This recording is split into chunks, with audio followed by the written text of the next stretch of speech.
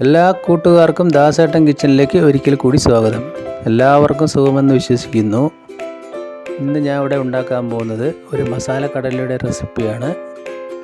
അപ്പോൾ എൻ്റെ ചാനൽ ആദ്യമായിട്ട് കാണുന്നവരുണ്ടെങ്കിൽ ഒന്ന് സബ്സ്ക്രൈബ് ചെയ്യുക. ആ ബെല്ലൈക്കൺ അമർത്തി ഓൾ എന്ന ഓപ്ഷൻ കൂടി കൊടുക്കണേ. വീഡിയോ ഇഷ്ടപ്പെട്ട് കഴിഞ്ഞാൽ ഒന്ന് ലൈക്ക് ചെയ്യണം.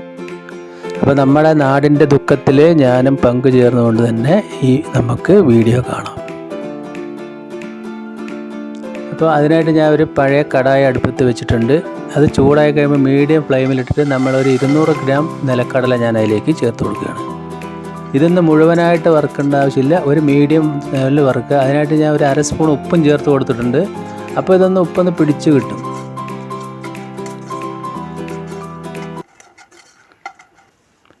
ഇപ്പോൾ നമ്മുടെ കടല ചെറുതായിട്ടൊക്കെ ഒന്ന് പൊട്ടി തുടങ്ങുന്ന സമയമാകുമ്പോൾ നമ്മൾ ഫ്ലെയിം ഓഫ് ആക്കാം.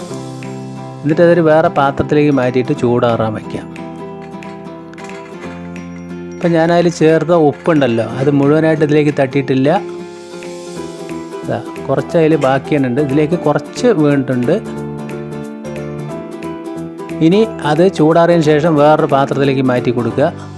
അതിലേക്ക് ആവശ്യത്തിന് നമുക്ക് മസാല ചേർത്ത് കൊടുക്കണം. അതിനായിട്ടൊരു 3/4 സ്പൂൺ മുളക് പൊടി, നല്ല എരിവുള്ള മുളക് പൊടി ചേർത്ത് കൊടുക്കുന്നുണ്ട്. പിന്നെ അല്പം മഞ്ഞൾപ്പൊടി ചേർത്ത് കൊടുക്കുന്നുണ്ട്. പിന്നെ അതിലേക്കൊരു ഗരം മസാലയാണ്, അതായത് പെരിഞ്ജീരകം കൂടുതൽ ചേർത്ത പട്ട, ഗ്രാമ്പ്, പെരിഞ്ജീരകം അങ്ങനെയുള്ളൊരു ഗരം മസാലയാണ് ഇത് ചേർത്തിരിക്കുന്നത്. ഇനി അതിലേക്ക് ഇഞ്ചി വെള്ളുള്ളി പേസ്റ്റാണ്. വെള്ളുള്ളി അല്പം കൂടുതലായിട്ട് വീട്ടിൽ തന്നെ ഉണ്ടാക്കിയതാണ്. വെള്ളുള്ളി നല്ലപോലെ ഉണ്ടെങ്കിൽ നല്ല ടേസ്റ്റ് ഉണ്ടാവും. പിന്നെ അതിലേക്ക് ഒരു 1.5 സ്പൂണ് കോൺഫ്ലവർ, 1.5 സ്പൂണ് അരിപ്പൊടി. ഇനി അതിലേക്ക് ഈ മസാലയ്ക്ക് ആവശ്യമുള്ള ഉപ്പ്, നമ്മൾ കടലിൽ നേരത്തെ അല്പം ഉപ്പിട്ടിട്ടുണ്ട്. ഇപ്പം നന്നായിട്ട് ഉപ്പ് പിടിച്ചിട്ടുണ്ടാവും.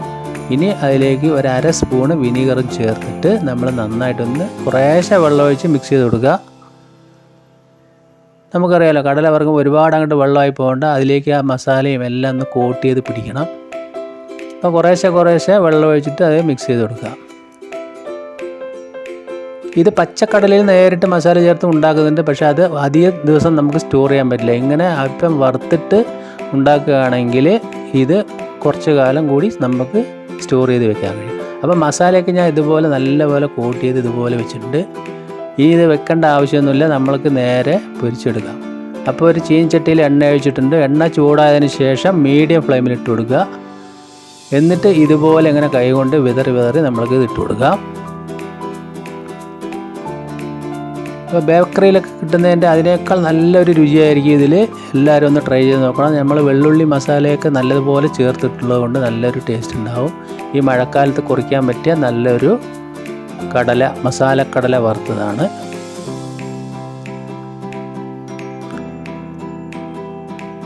ഇപ്പോൾ നമ്മുടെ മസാലക്കടല ഇവിടെ റെഡിയായി വന്നിട്ടുണ്ട്. അത് കോരി നമുക്ക് മാറ്റാം.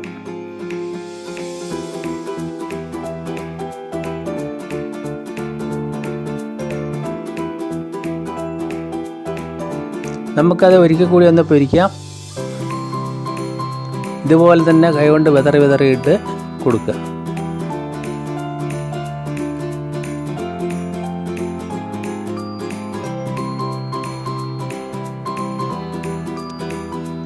ഇപ്പോൾ രണ്ടാമത് നമ്മൾ സെറ്റായി വന്നിട്ടുണ്ട്.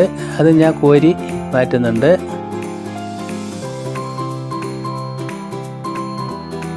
അപ്പോൾ അതുപോലെ തന്നെ നമ്മുടെ എല്ലാ കടലയും നമുക്ക് വറുത്തെടുത്തിട്ടുണ്ട് ഇവിടെ.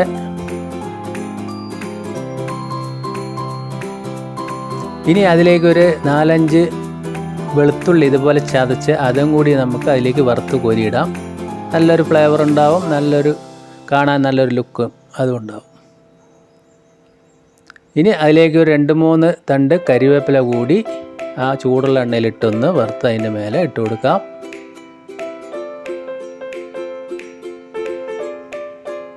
അപ്പോൾ നമ്മുടെ അടിപൊളി മസാല കടല ഇവിടെ റെഡിയായി വന്നിട്ടുണ്ട്. എല്ലാവരും ഒന്ന് ഉണ്ടാക്കി നോക്കണം. വീഡിയോ ഇഷ്ടപ്പെട്ടു കഴിഞ്ഞാൽ ഒന്നുകൂടി പറയുന്നു, ഒന്ന് ലൈക്ക് ചെയ്യണം. ചൂടാറിയതിന് ശേഷം ഇതുപോലെ കണ്ടെയ്നറിൽ നമ്മൾക്ക് ഇട്ട് കൊടുക്കാം. വീണ്ടും നല്ല വീഡിയോ ആയിട്ട് കാണാം. Thank you.